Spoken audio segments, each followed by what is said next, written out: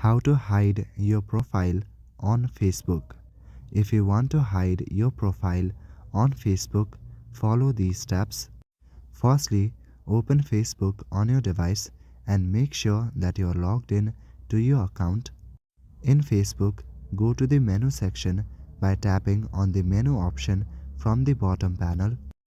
In the menu section, scroll down. Now open the option Settings. Inside Settings and Privacy, again scroll down. Scroll down until you see the section Audience and Visibility. Under this section, select the option How People Find and Contact You. Now here under the section Your Friends, select the first option Who Can Send You Friend Requests. Make sure that you have not selected Everyone.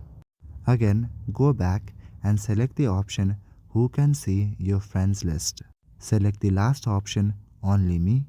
Here you will see the option Do you want search engines out of Facebook to link to your profile? Turn off this option by turning the switch off. Now making these changes will surely hide your profile, but there's no way on Facebook that you can completely hide your account. To completely hide your account, you might need to delete it. So that is it for this video. I will see you in the next one. Thank you.